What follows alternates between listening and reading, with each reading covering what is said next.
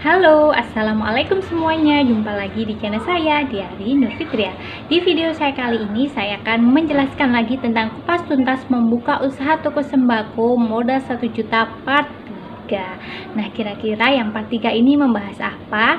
Simak terus videonya ya. Nah, di video sebelumnya yang kupas tuntas membuka usaha toko sembako modal 1 juta part 2 adalah membahas tentang pengembangan toko dari usaha toko sembako rumahan, harga retail semuanya harga eceran, kemudian dipilah-pilah lagi menjadi harga semi grosir untuk barang-barang tertentu yang paling banyak dicari pembeli, artinya itu paling banyak peminatnya, paling banter puterannya kayak gitu, karena memang modalnya terbatas. Nah, di part 3 kali ini saya membahas bagaimana yang ngasih harga eceran gitu ya. Yang lain kalau misalnya sudah dikembangkan menjadi harga semi grosir, kemudian untuk yang harga yang masih eceran atau masih retail gitu ya, kita kembangkan lagi, kita pilah-pilah lagi, kita upayakan semuanya itu menjadi semi grosir. Memang di sini harus maksa gitu ya. Itu berdasarkan pengalaman pribadi saya, itu semua harus maksa agar toko kita ini tujuannya cepat berkembang. Nah, siapa sih yang nggak pengen tokonya itu cepat berkembang, kemudian menjadi berkembang pesat, semakin banyak pelanggannya, semakin banyak pembelinya, nggak cuma tetangga-tetangga yang kanan kiri depan belakang aja. Jadi semuanya tuh bisa tahu gitu ya lokasi toko kita di mana, kemudian citra toko kita itu di mata pembeli itu seperti apa.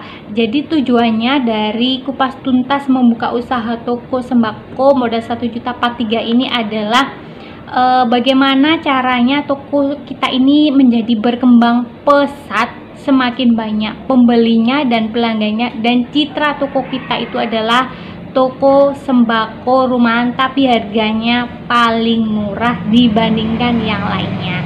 Nah, teman-teman, di sini kemarin kalau kita itu pilah-pilah gitu ya, pilah-pilah, misalnya ada barang yang paling banyak dicari pembeli di toko kita itu beras ataupun gula. Nah, beras ataupun gula itu kita upayakan belinya itu stoknya yang banyak. Nah, kalau misalnya dulu nggak bisa beli 1 sak, kita upayakan tuh jadi 1 sak, itu di part 2. Nah, kalau di part 3 ini yang misalnya sudah harus beli 1 sak ya, harus beli banyak, kemudian kita kembangkan lagi menjadi menyetok barangnya itu lebih banyak. Jelasnya gini ya teman-teman, kalau yang kemarin itu kita harus stoknya untuk barang-barang tertentu yang cepat lakunya, di part 3 ini kita harus menyetok semuanya, kita upayakan, dalam tanda kutip diupayakan, menjadi harga semi grosir semuanya. Karena ini berdasarkan sesuai pengalaman saya gitu ya. Jadi saya dulu itu memang nggak semuanya harus ujuk-ujuk terus bisa langsung nyetok banyak, meskipun stoknya nggak banyak-banyak amat, pokoknya harganya itu menjadi semi grosir kayak gitu. Tapi bagaimana caranya kita mengupayakan toko kita ini menjadi berkembang pesat kayak gitu? Yang saya lakukan seperti ini. Mungkin teman-teman, di benak teman-teman ngomong gini, ya kan modalnya terbatas, gimana mau beli semuanya itu menjadi harga semi grosir? Kalau misalnya menjadi harga semi grosir kan otomatis modalnya itu lebih banyak lagi. Dalam hal ini memang betul ya, kita itu seiring dengan berkembangnya waktu, seiring berkembangnya toko kita menjadi beberapa tahun gitu, kita harus mempunyai target gitu, harus mempunyai visi. Jadi di tahun saya sekarang, toko saya sudah 1 tahun 6 bulan itu alhamdulillah rata-rata semuanya itu sudah menjadi harga semi grosir kayak gitu. Jadi kalau teman-teman untuk di part 3 ini saya tekankan lagi ya, jadi di part 3 ini teman-teman nggak harus langsung bim salabim buka usaha toko sembako misalnya 4 bulan langsung semi grosir semua.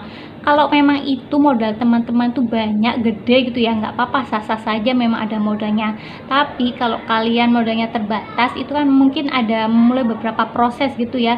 Jadi di part 1 dulu itu sudah saya jelaskan gimana kita belanja tapi dengan modal seadanya, lalu kita kembangkan menjadi part 2. Di part 2 kita pilih-pilih lagi tuh dimana paling banyak dicari pembeli, kita upayakan kita beli di grosir. Setelah dibeli grosir kemudian harganya kita turunkan. Nah, di harga kita turunkan, kemudian kita jual yang dulu eceran sekarang menjadi harga semi grosir. Terus yang barang yang sekiranya laku tapi memang agak lama puternya, kita tetap tuh ngecer, misalnya beli di pasar entah di toko yang semi grosir yang stoknya itu memang harus ada biar teman-teman atau pembeli yang datang ke toko kita itu nggak kecewa. Nah, terus di part 3-nya ini kita kembangkan lagi bagaimana toko kita itu masih menjadi toko sembako rumahan tapi harganya itu semi grosir. Kita upayakan menjadi semi grosir semuanya agar kita mendapatkan citra yang baik dari pembeli dan pelanggan kita, bahwa toko kita itu harganya lebih murah dibandingkan yang lainnya, seperti itu ya. Jadi untuk teman-teman, yang saya lakukan itu adalah ketika saya membuka usaha toko sembako, semua modal itu saya manage dengan baik ya. Entah itu di mana keuntungan saya, di mana ini harus omset untuk belanja untuk toko saya lagi, seperti itu. Nah, untuk teman-teman nih, ketika mau teman-teman kembangkan lagi menjadi toko semi grosir semua, kita pilah-pilah ya untuk barang yang sekiranya paling banyak dicari pembeli selain barang pokok, itu kalian upayakan terlebih dahulu. Nah, kayak misalnya deterjen ya teman-teman. Deterjen tuh kan banyak macamnya.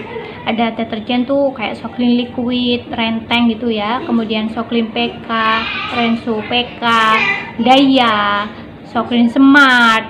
Kemudian banyak sih macamnya. Terus misalnya gini ya, saya nggak hafal gini. Terus misalnya teman-teman itu di toko teman-teman yang paling banyak dicari itu misalnya Soklin, katakan Soklin Smart sama Soklin PK.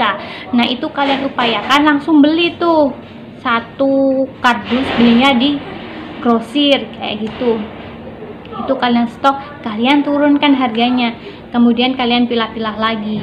Nah, kalau sabun cuci yang paling banter apa ya yang paling cepat lakunya, misalnya entah Mama Lemon ataupun Sunlight ataupun ekonomi, misalnya aja dikatakan Mama Lemon ya. Mama Lemon kan memang harganya tuh dikatakan bisa agak murah gitu ya, misalnya aja Mama Lemon atau ekonomi, katakan Mama Lemon. Nah, kalau Mama Lemon ini kan memang agak banter ya, jadi harganya itu memang agak murah. Kalian upayakan stok satu kardus gitu, jadi nggak perlu beberapa kardus dulu, pokoknya satu kardus aja dulu gitu. Kalian upayakan untuk barang yang selain kebutuhan pokok, selain gula, beras, minyak dan sebagainya, itu kalian stok. Nanti tuh lama-lama itu akan merambah ke produk-produk yang lainnya kayak gitu. Terus untuk harga jualnya itu misalnya kalian bisa menjual harga semi grosir tentunya. Kalau misalnya Soklin PK 6 biji kalian jual 5.000. Kemudian Sunlight misalnya kalian jual misalnya diterakan harga 2.000 ya. Kalau misalnya mau beli 10 atau beli berapa, nanti kalian korting jadi berapa gitu boleh. Itu untuk strategi marketing aja. Tapi kalau untuk beli ecer misalnya kan udah ada nilai harga di kemasannya, misalnya Mama Lemon kan 2.000 tuh, ya tetap 2.000 kayak gitu teman-teman. Jadi saya langsung saya kasih contohnya ya teman-teman. Saya dulu tuh nggak bisa tuh beli kayak berbagai macam produk dari apa ini namanya kopi-kopi yang kayak gini. Misalnya ada kopi luwak white coffee, ada kopi top, ada kopi iya. Dan akhirnya saya maksa tuh teman-teman, karena paling banyak peminatnya itu kan diantaranya kopi ini ya, karena kan murah tuh. 12 dapat 12 biji, harganya bisa kalian jual 9,5 atau 10,5. Kalau 10.000.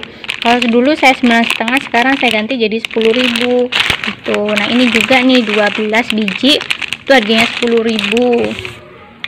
Itu kalian upayakan gitu ya teman-teman, bagaimana caranya kalian bisa menyetok itu satu kardus, biar kalau ada konsumen atau pembeli kedatang toko kita itu jadi kayak bisa membandingkan dengan toko-toko yang lainnya gitu loh.